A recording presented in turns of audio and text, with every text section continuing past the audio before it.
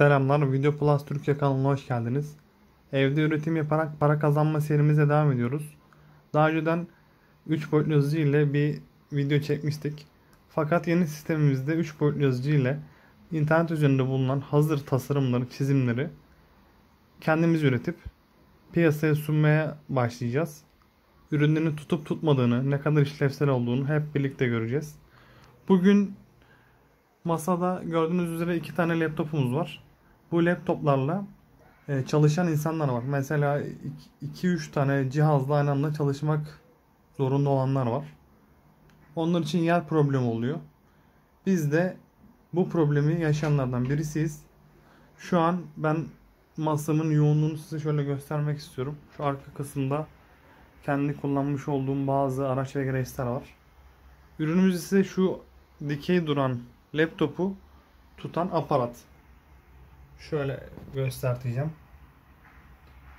Bunu birazdan daha yakından inceleyeceğiz. Bu aparat bizim ne işimize yarayacak? Burada alan problemi çok fazla oluyordu. Şu kısmı ben neredeyse kullanamıyordum. Çok önde oluyordu. Ve biliyorsunuz ki cihazlar hele ki yaz aylarında çok fazla ısınıyorlar. Ve böylece hava alma olayında gerçekleşmiş oluyor. Fanlar çok boğulmadığı için daha stabil bile çalışabiliyorlar. Normalde elektrik harcamanız gereken yere bu durumda konumundan dolayı harcama yapmamış oluyor. Tabii çok küçük maliyetlere bu çözülebilir fan koyarak ama bizim bu sistemimizde hem bize yer sağlayacak hem de bilgisayarımızın hava almasını sağlayacak bir olay.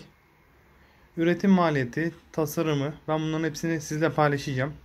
Yorumlar kısmına ya da açıklama kısmına bu tasarımın linkini koyacağım. Şimdi tasarımı incelemeye geçelim. Ürün 4 ayrı çizimden oluşuyor. Bunları model olarak adlandırabiliriz. Buradan takabiliyorsunuz, birleştirebiliyorsunuz yani. Herhangi bir yapıştırıcı madde kullanmanıza gerek yok. Ebatı benim kullanmış olduğum şu an 240 mm uzunluğundaki, yani şu kısımdan bahsediyorum, köprü kısmı. Bunun 180 mm olanı da var. Ben 240'ı tercih ettim. Bu arada bu ürünün sağlamlığı gerçekten çok iyi. Çünkü benim kullanmış olduğum ikinci bilgisayarım biraz eski. Biraz daha ağır. Ama ona rağmen merkezi noktası falan değişmedi. Yani güzel bir ürün olduğunu açıkçası söyleyebilirim. Yani pek çok avantajı var aslında. Bir kere ses çıkartmıyor. Fanlardan normalde çok sesler, yani ses duyabilirsiniz. Soğutma amaçlı kullanacaksanız bile sırf onun için bile işe yarayacak bir ürün. Benim hoşuma gitti açıkçası. Daha işlevsel ürünleri belki önümüzdeki günlerde fark ederiz, buluruz, onları da deneriz. Ben birkaç platforma bu ürünü koydum. Geri dönüşlerde aldım. Sizin yapmış olduğunuz bu tarz ürünler varsa ya da görmüş olduklarınız bana iletebilirsiniz. Bunları hep birlikte deneriz. Süre olarak da bunun 4 parçası toplamda benim elime 6 saat civarında geçti. 6 saat baktığınız zaman evet uzun bir süre ama ürün işlevselliği olarak kesinlikle güzel. Yani satmaya kalktığınız takdirde zaten sizden bir kere de çok fazla bir sipariş talebi olmuyor açıkçası. O yüzden siz işinizi yaparken bir yandan da bu size bir ek gelir, pasif gelir olabilir. Öneriyorum yani bunu. Benim masamda bana gayet yer açtı. Yani istediğim gibi yazıp çizebiliyorum. Ya da başka işlerim olursa kesme, işte yapıştırma gibi. Bunda da rahat yapıyorum. Bu bilgisayarımda genelde ana bilgisayarım bu benim. Monitör olarak kullanacaksanız da gerçekten diğer bilgisayarı oldukça kullanışlı bir hale getiriyor. Videonun ilerleyen kısımlarında size yapılış aşamasının hızlandırılmış halinin bir iki tanesini göstereceğim.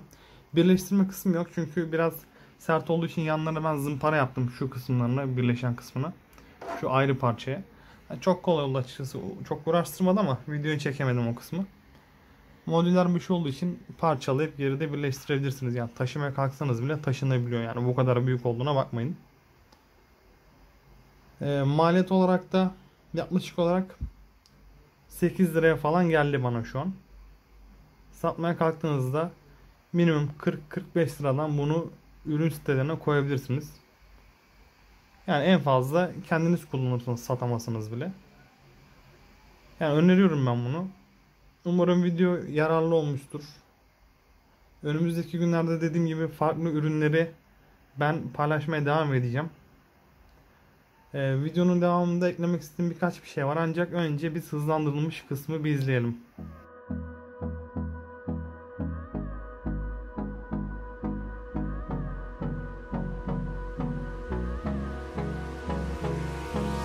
Hold me close till I get up. Time is barely on our side. I don't wanna waste what's left.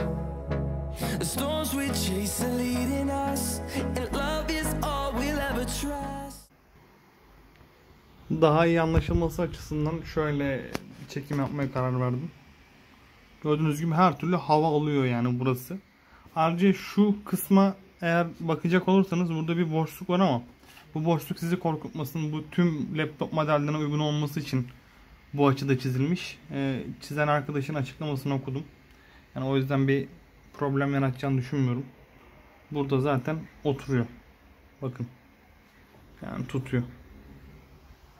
Gayet de yer sağlıyor. Ben şimdi bunu eski konumuna tekrar getireyim. Evet, şimdi çizimlerin bulunduğu dosyaya geldik. Burada ben 240 mm olan köprüyü seçmiştim, az önce size belirttim. Önce onu açalım.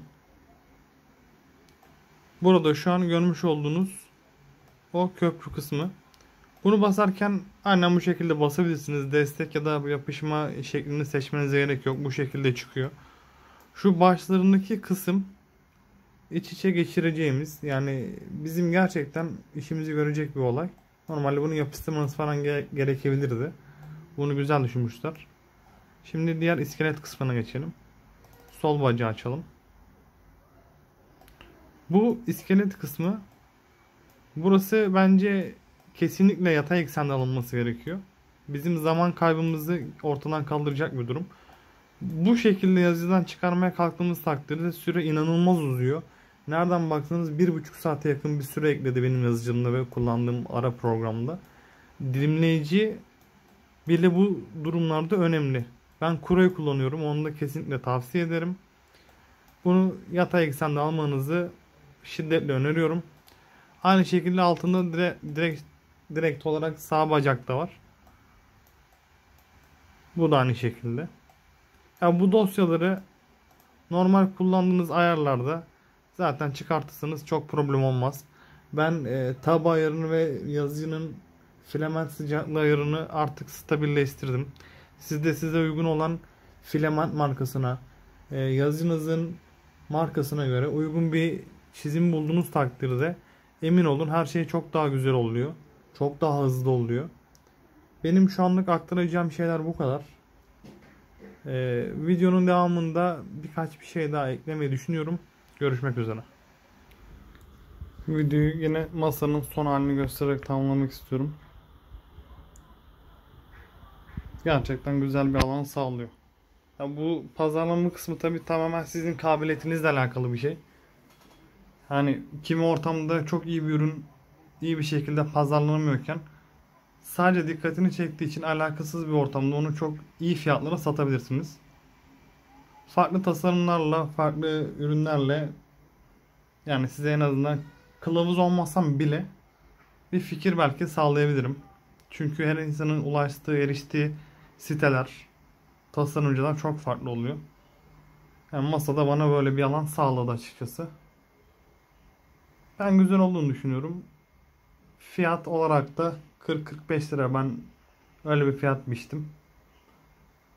Yani sizi çok yormuyor.